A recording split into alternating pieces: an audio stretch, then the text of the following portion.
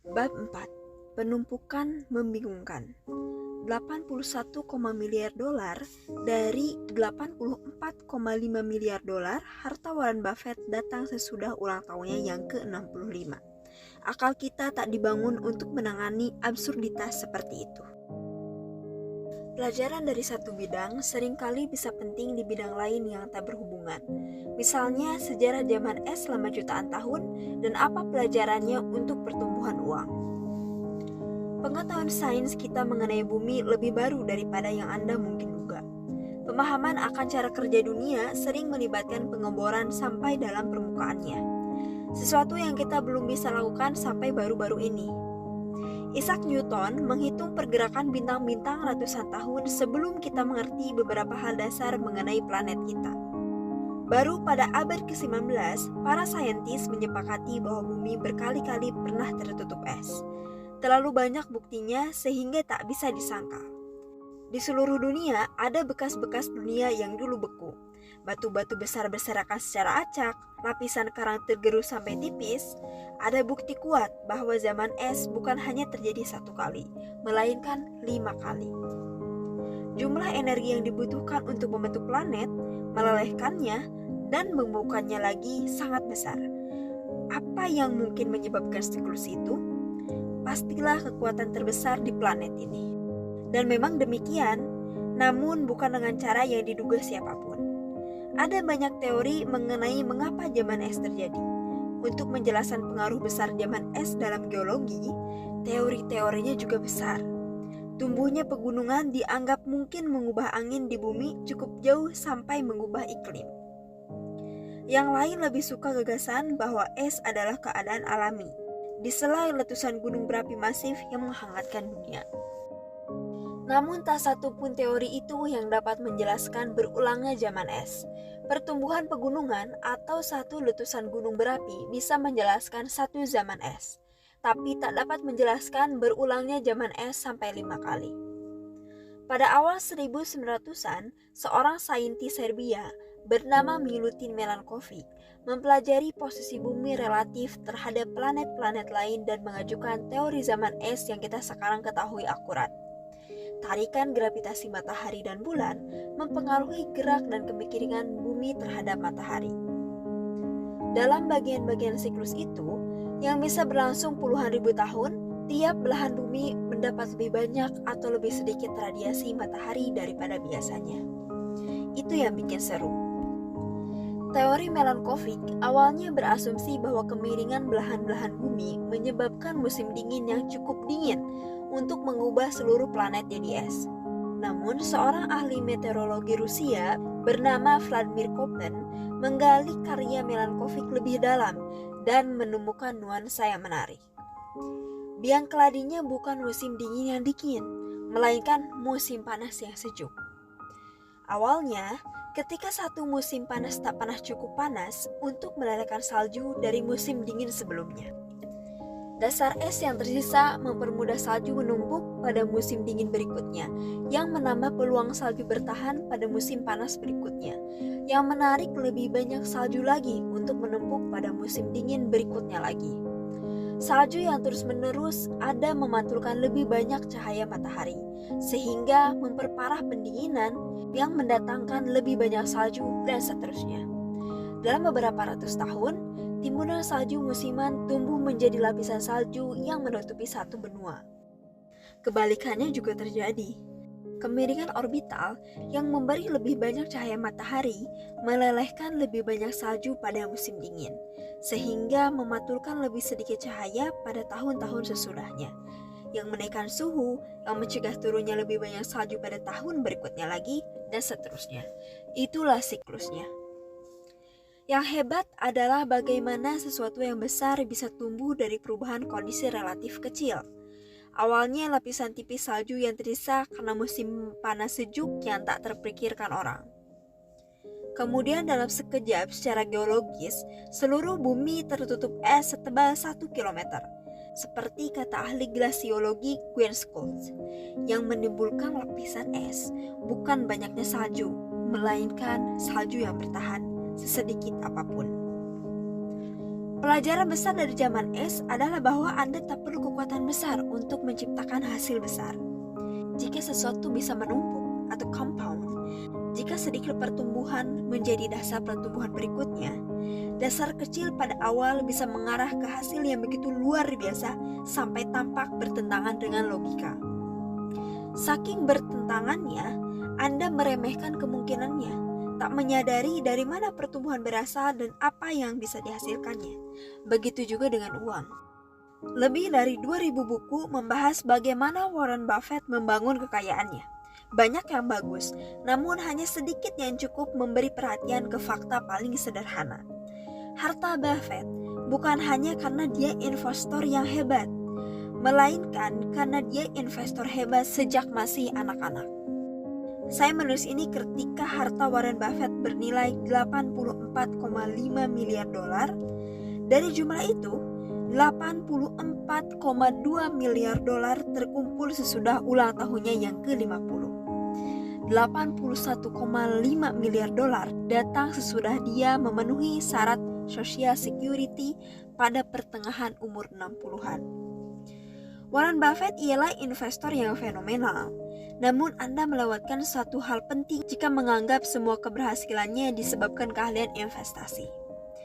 Kunci keberhasilan Buffett yang sebenarnya adalah bahwa dia sudah jadi investor fenomenal selama 3/4 abad. Andai dia mulai berinvestasi pada umur 30-an dan pensiun pada umur 60-an, mungkin hanya sedikit orang yang bakal kenal dia. Lakukan percobaan pikiran berikut. Buffett mulai berinvestasi serius ketika berumur 10 tahun. Waktu dia berumur 30, hartanya sudah 1 juta dolar. Buffett mulai berinvestasi serius ketika berumur 10 tahun. Waktu dia berumur 30, hartanya sudah 1 juta dolar atau 9,3 juta dolar kalau disesuaikan dengan inflasi.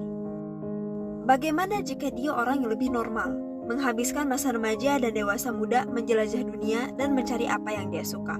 Dan pada umur 30, hartanya misalnya 25.000 dolar. Dan anggap dia masih bisa mendapat hasil investasi tahunan luar biasanya 22% per tahun. Tapi dia berhenti berinvestasi dan pensiun pada umur 60 untuk main golf dan mengasuh cucu. Kira-kira berapa hartanya hari ini? Bukan 84,5 miliar dolar. Tetapi 11,9 juta dolar. 99,9% lebih kecil daripada harta Buffett sebenarnya. Semua keberhasilan finansial Warren Buffett bisa dihubungkan dengan dasar finansial yang dia bangun sejak kecil dan panjangnya umur dia. Keahliannya adalah investasi, tapi rahasianya adalah waktu. Begitulah cara kerja penumpukan. Pikirkan dengan cara lain. Buffett investor paling kaya sepanjang masa. Namun dia sebenarnya bukan yang paling hebat.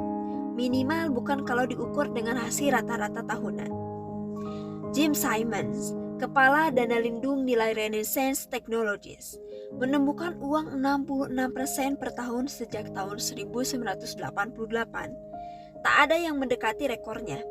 Kita sudah lihat, Buffett menemukan uangnya kira-kira 22% per tahun sepertiga Simons. Harta Simons, ketika saya menulis ini ada 21 miliar dolar.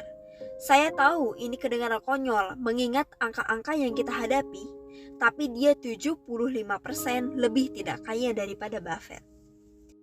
Mengapa beda jauh jika Simons investor yang lebih hebat? Karena Simons tak menemukan irama investasinya sampai berumur 50 tahun.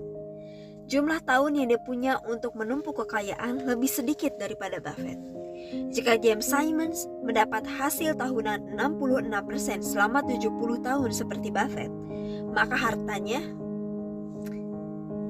mohon tahan napas, 63 kuintriliun 900 kuadriliun 781 triliun 780 miliar 748 juta 160 ribu dolar. Itu angka-angka konyol dan tak praktis. Namun intinya adalah bahwa apa yang tampak sebagai perubahan kecil di asumsi pertumbuhan bisa mengarah ke angka konyol dan tak praktis. Jadi, ketika kita mempelajari bagaimana sesuatu bisa menjadi sehebat adanya, Mengapa zaman es terjadi? Mengapa Warren Buffett kaya? Kita sering mengabaikan pendorong utama keberhasilan. Saya sudah dengar banyak orang berkata bahwa pertama kali mereka melihat tabel bunga berbunga, compound interest, atau salah satu cerita mengenai betapa lebih banyak uang yang akan dimiliki untuk masa pensiun jika Anda mulai menabung pada umur 20-an, bukan 30-an. Hidup mereka berubah, namun barangkali tidak. Mungkin mereka kaget karena hasilnya tak berkesan benar secara intuitif. Pemikiran linear jauh lebih intuitif daripada pemikiran eksponensial. Jika saya minta Anda menghitung 8 tambah 8 tambah 8 tambah 8 tambah 8 tambah 8 tambah 8 tambah 8 tambah 8 dalam kepala, Anda bisa melakukannya dalam beberapa detik. Hasilnya 72. Jika saya minta Anda menghitung 8 dikali 8 dikali 8 dikali 8 dikali 8 dikali 8 dikali 8 dikali 8 dikali 8, kepala Anda akan pecah. Hasilnya 134.717.728. IBM membuat hard drive 3,5 MB pada tahun 1950-an. Pada tahun 1960-an, kapasitasnya beberapa lusin megabyte. Pada 1970-an, drive Winchester IBM berkapasitas 70 MB. Kemudian drive menjadi makin kecil selagi kapasitas simpan membesar.